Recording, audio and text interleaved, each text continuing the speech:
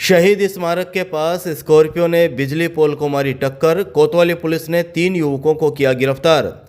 चूरू शहर के शहीद स्मारक के पास एक तेज रफ्तार स्कॉर्पियो गाड़ी ने बिजली पोल को जोरदार टक्कर मार दी। टक्कर इतनी जबरदस्त थी कि ट्रांसफार्मर भी क्षतिग्रस्त हो गया। हादसे की सूचना पुलिस कंट्रोल रूम से मिलते ही head constable Subhash Chandra police जाब्ते सहित मौके पर पहुंचे। वाहन क्षतिग्रस्त अवस्था में खड़ा मिला तथा पास में बिजली पोल और ट्रांसफार्मर भी टूटे पड़े थे। स्थिति को देखते हुए बिजली विभाग को सूचित कर तुरंत सप्लाई बंद करवाई गई। गनीमत रही कि इस जबरदस्त हादसे में कोई जनहानि नहीं हुई। हेड कांस्टेबल सुभाष चंद्र ने सोमवार शाम 5 बजे करीब जानकारी देते हुए बताया कि इस हादसे के दौरान स्कॉर्पियो में सवार 3 युवक पुलिस को देखकर भागने लगे, जिन्हें जाब्ते ने घेराबंदी कर पकड़ लिया। पूछताछ पर तीनों युवक अचानक आग बबूला हो गए और पुलिस से उलझते हुए अभद्र भाषा में धमकियां देने लगे। वे जोर जोर से चिल्लाकर राहगीरों से भी भिड़ने लगे और जान से मारने तक की धमकियां दी। कई बार समझाइश देने पर भी वे शांत नहीं हुए। स्थिति के नियंत्रण से बाहर होने पर पुलिस ने तीनों युवकों को मौके से गिरफ्तार कर लिया। गिरफ्तार व्यक्तियों की पहचान राजगढ़ के महलाना निवासी 19 वर्षीय सुधीर, 19 वर्षीय कमल तथा धांगड़ा गांव निवासी 25 वर्षीय कपिल कुमार के रूप में हुई है। पुलिस ने स्कॉर्पियो वाहन को क्रेन की सहायता से पुलिस थाना पहुंचाया और तीनों आरोपियों को बीएनएसएस की धारा 170 के तहत गिरफ्तार कर लिया। तीनों को एसडीएम कोर्ट में पेश किया गया। जिले में पिंक पखवाड़ा शुरू। एनीमिक गर्भवती महिलाओं को लगाए जा रहे एफसीएम इंजेक्शन। चूरू जिला कलेक्टर अभिषेक सुराणा के निर्देशन में चिकित्सा एवं स्वास्थ्य विभाग ने सोमवार से पिंक पखवाड़ा अभियान की शुरुआत की, जो 15 दिसंबर तक चलेगा। अभियान का उद्देश्य गंभीर एनीमिया से पीड़ित गर्भवती महिलाओं को पहचान कर उन्हें एफसीएम इंजेक्शन लगाकर खून की कमी दूर करना है। सीएमएचओ डॉक्टर मनोज शर्मा ने सोमवार शाम 5 बजे करीब बताया कि मुख्यमंत्री भजनलाल शर्मा के निर्देशानुसार शुरू हुआ यह अभियान गंभीर एनीमिक महिलाओं के लिए जीवनदायिनी साबित होगा।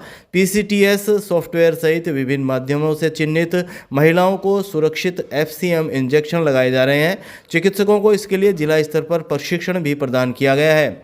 नोडल अधिकारी और आरसीएचओ डॉक्टर राजेश गुप्ता ने कहा कि जिन महिलाओं में आयरन की गोलियां लेने के बावजूद हीमोग्लोबिन स्तर नहीं बढ़ रहा है, उन्हें चिकित्सकीय परामर्श के बाद एफसीएम इंजेक्शन दिया जा रहा है। इससे हीमोग्लोबिन तेजी से बढ़ता है और स्वास्थ्य में सुधार होता है। जिले के सभी आंगनबाड़ी केंद्रों, उप स्वास्थ्य केंद्रों और अस्पतालों में पीएमएसएमए योजना के तहत प्रत्येक माह की 9, 18 और 27 तारीख को गर्भवती महिलाओं को एचबी जांच की जा रही है। साथ ही हरी सब्जियां, गुड़, चना जैसे आयरन युक्त आहार के प्रति महिलाओं को जागरूक किया जा रहा है। आशा सहयोगिनियों और एएनएम हाई रिस्क गर्भवती महिलाओं की पहचान कर उन्हें समय पर अस्पताल पहुंचा रही हैं। राजकीय भर्ती अस्पताल में 22 महीने में 7090 सफल सर्जरी। मरीजों के रेफर में आई 45% की कमी।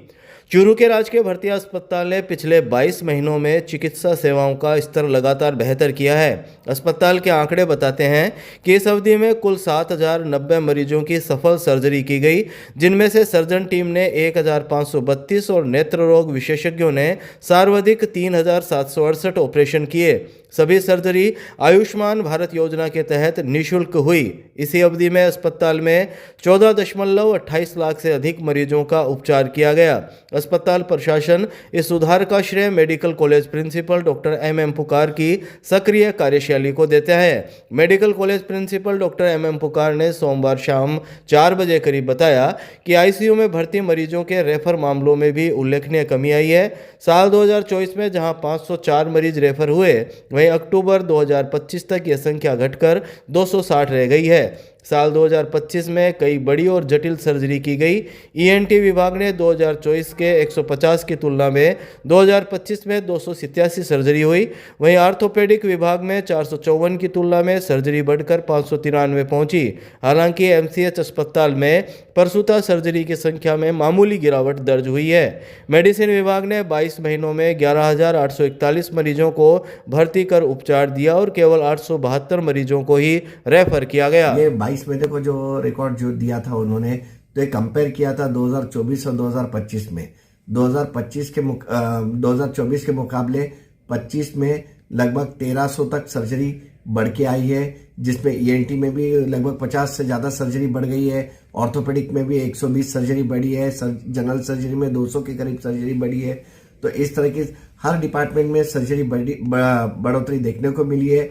इसका कारण रहा कि हमारी कंटिन्यूसली मॉनिटरिंग, और दूसरा 2024 में महायोजना का हमारा total income near about 60-65 lakh था, और अभी 2025 में बढ़कर ये 1 करोड़ के ऊपर लगभग 1.15-1.20 ऐसे होने लगा है।